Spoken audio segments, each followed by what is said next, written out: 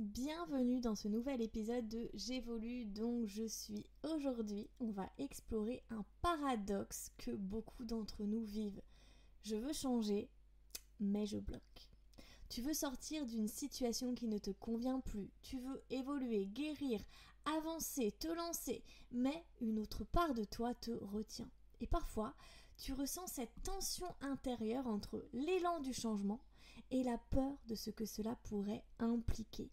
On va comprendre aujourd'hui pourquoi le changement fait peur, même quand il est désiré. On va explorer les mécanismes inconscients qui te freinent avec des exemples concrets et je vais aussi te proposer des pistes pour déverrouiller ce frein psychologique. Bienvenue dans J'évolue donc je suis. Ici, nous explorons la transformation personnelle et la conscience de soi. Ensemble, nous allons découvrir comment surmonter les défis de la vie et devenir les alchimistes de notre propre existence. Préparez-vous à un voyage intérieur riche en découvertes et en évolution.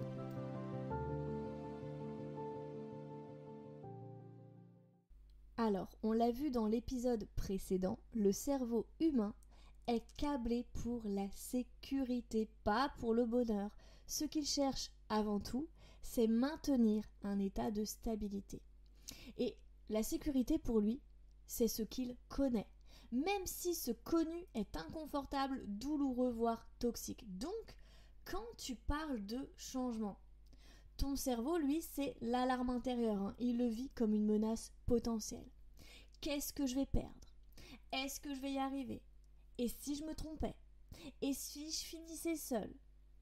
Il anticipe tous les dangers, même ceux qui n'existent pas encore. Et il active alors des stratégies de protection, c'est-à-dire par exemple de la procrastination, de l'autosabotage, des doutes permanents, des ruminations paralysantes, des blocages émotionnels ou physiques.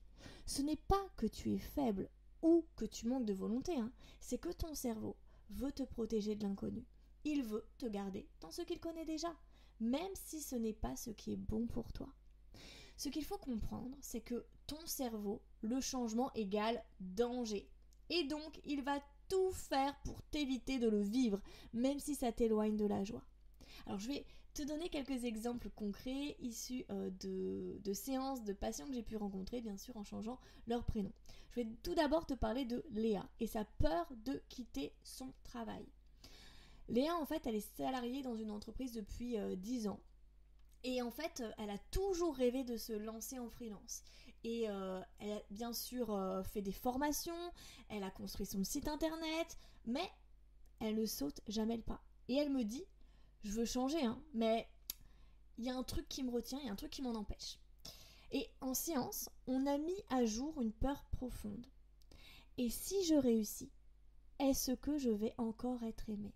Est-ce que mes proches ne vont pas me juger ou m'envier? Ouais. Alors, derrière cette peur, il y a une croyance inconsciente. Changer, c'est se couper des autres. Et donc, même si elle a envie de réussir, elle reste dans une zone connue. Car l'idée d'être rejetée ou perçue comme différente est insupportable pour elle. Son système, en fait, de sécurité intérieure dit tout simplement non. Deuxième exemple. Je vais te parler de David et une peur qui va te sembler peut-être bizarre, folle, la peur de guérir. David, lui, il souffre de douleurs chroniques depuis 5-6 ans, il me semble. Et il veut aller mieux. Il a consulté de nombreux professionnels dans ce domaine. Il a fait des séances avec moi et il commence à se sentir mieux. Mais à chaque fois, une douleur revient, mais sous une autre forme en fait. En hypnose, on a été un petit peu chercher ce qui pouvait bloquer, parce qu'à un moment donné, il va mieux, mais ça revient. Donc, je lui ai proposé un travail particulier en hypnose, et on a accédé à une mémoire enfouie. Enfant, il ne recevait de l'attention et de la tendresse que lorsqu'il était malade. Donc, guérir pour son inconscient signifie perdre ce lien. Cette forme d'amour reçue à travers la douleur. Alors sans le vouloir, son corps maintient la douleur pour éviter l'abandon affectif. Le changement, ici qui est la guérison, est perçue comme une perte d'amour. Ouais, c'est fou, hein. Maintenant, je vais te parler de Émilie et sa peur d'aimer vraiment. Émilie, en fait, elle enchaîne les histoires sans lendemain et dès qu'un homme bien, sincère, s'intéresse vraiment à elle, elle trouve un détail qui cloche. Il écrit bizarrement, il a un style vestimentaire mais qui me plaît pas du tout, une barbe trop longue, je sais pas pourquoi mais je le sens pas. Mais en réalité, elle a peur de s'attacher parce que dans son histoire, s'attacher a toujours été suivi de souffrance. Donc son cerveau cherche à la protéger de ce scénario. Il déclenche une réaction de rejet basée sur un détail pour que ça n'aille pas plus loin. Là encore, le changement, donc accéder à une relation saine, ici, est vécu comme une menace. Et je vais te donner un dernier exemple, là je vais l'appeler Romain, et son deuil de l'ancien moi. Avec Romain, on a suivi vraiment un travail profond thérapeutique. Il a évolué, mais il sent qu'il ne parvient pas à rayonner pleinement. Il me dit « tu vois, Amandine, c'est comme si je n'assumais pas cette nouvelle version de moi. » En réalité, il est encore attaché à son ancienne identité, celle du mec discret, en retrait, dans l'ombre. Il a peur d'être perçu autrement, peur d'être jugé. Il faut bien comprendre que changer, c'est parfois faire le deuil d'une ancienne image de soi. Et c'est une étape qu'on néglige souvent, mais elle est fondamentale en fait pour permettre au nouveau soi d'exister pleinement. Alors, la peur du changement, il faut bien que tu comprennes qu'elle est rarement une peur rationnelle, hein. C'est souvent une peur émotionnelle, liée à une partie blessée de nous. Une part qui a peur d'être abandonnée, de ne pas être à la hauteur, d'être seule, de perdre l'amour, le lien, la reconnaissance, que sais-je. C'est aussi remettre en question des croyances anciennes. Est-ce que j'ai le droit de réussir? Est-ce que j'ai le droit d'être heureuse? Est-ce que je mérite d'être aimée vraiment? Et ça vient toucher nos blessures profondes. C'est pour ça que ça bloque. Pas parce que tu es faible, mais parce que ton système nerveux veut te protéger de ce qu'il croit dangereux. Alors, comment on peut traverser cette peur en conscience? Point 1, accueille ta peur comme un message, pas comme un ennemi.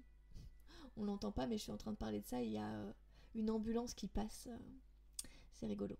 Petite synchronicité. Donc comme je te disais, accueille ta peur comme un message, pas comme un ennemi.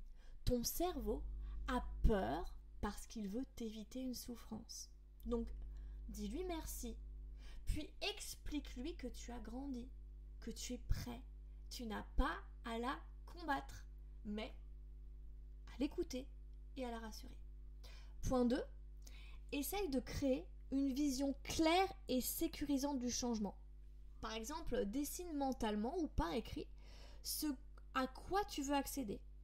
Visualise-toi dans cette nouvelle version de toi, avec des détails, des sensations, du plaisir, pour que ton cerveau, en fait, il ait une image claire de l'après.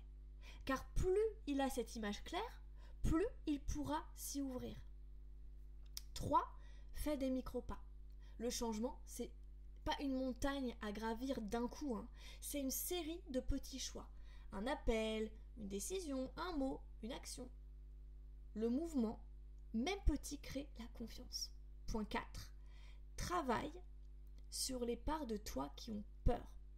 Grâce à des outils comme l'hypnose, l'EFT, l'écriture intuitive, tu peux dialoguer avec ces parts de toi qui ont besoin d'être rassurées. Tu peux leur montrer en fait qu'aujourd'hui, il y a un adulte solide aux commandes en fait. Point 5. Entoure-toi de soutien. Parle de ton envie de changement à des personnes bienveillantes. Crée un environnement qui soutient ton évolution. Sache que l'isolement renforce la peur. Le lien sécurise. Donc en conclusion, c'est vrai que le changement fait peur parce qu'il implique automatiquement une transformation. Mais c'est une peur que tu peux traverser en écoutant, en comprenant et en avançant bien sûr pas à pas. Tu n'as pas à forcer, tu as juste à t'ouvrir à une nouvelle version de toi. Et si tu sens que tu veux changer, mais que quelque chose te bloque, je peux t'accompagner à libérer ces freins en profondeur. Mes différents programmes, retrouver sa sécurité intérieure, incarner sa réussite, sont là pour ça, te permettre de passer du mode survie au mode création. Donc pour que tout simplement tu ne te contentes plus de t'adapter, mais que tu oses pleinement te déployer. Dans le prochain épisode de J'évolue donc je suis, on parlera de ces environnements familiaux, professionnels, relationnels qui empêchent ton évolution. Tu comprendras pourquoi ton corps, ton cœur ou ton esprit ne peuvent pas s'ouvrir s'ils sont constamment exposés à ce qui les a refermés. Je te parlerai notamment des signaux d'un environnement toxique, des raisons inconscientes pour lesquelles tu y restes et surtout de comment t'en libérer progressivement. Parce que parfois, évoluer, c'est aussi faire le choix d'un nouveau terreau pour s'épanouir.